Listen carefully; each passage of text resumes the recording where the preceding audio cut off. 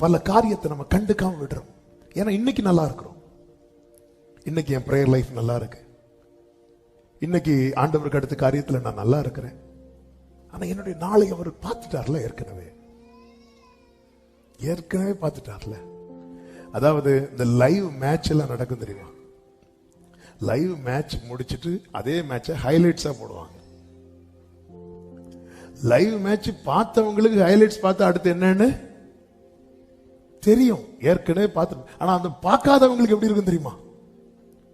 நம்ம லைவா பார்க்கிற எல்லாமே அவர் ஏற்கனவே ஹைலைட்ஸா பார்த்துட்டு இருக்கிறார். அவருக்கு தெரியாது, ஃபுல்லாவே தெரியும். அது உங்களில் ஒருவன் அப்படிங்கிறார்.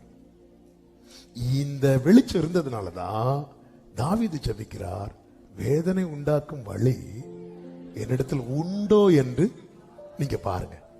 என் காலெல்லாம் உங்க கையில தானே இருக்கு, திருப்புங்க பாருங்க. பார்த்துட்டு ஏதாவது தாவீதே பால்கனி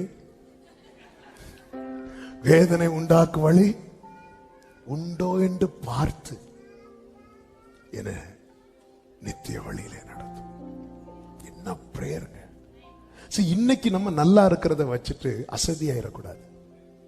அப்பா நான் நல்லா இருக்கிறேன்ப்பா, என்ன நல்லா வச்சிருக்கிறீங்கப்பா, நாளைக்கு எப்படி இருப்பேன்னு தெரியலப்பா. உம் கிருபை இல்லை என்றால் நான் இல்லை, அதை நீ நன்றாய் அறிவீர். கைகளை உயர்த்தி எஸ் மாஸ்டர்.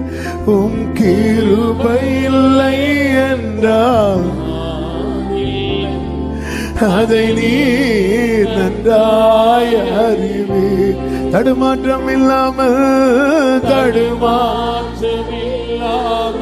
நான் வாழ்கிறேன். ஆமென். கிருபையாம்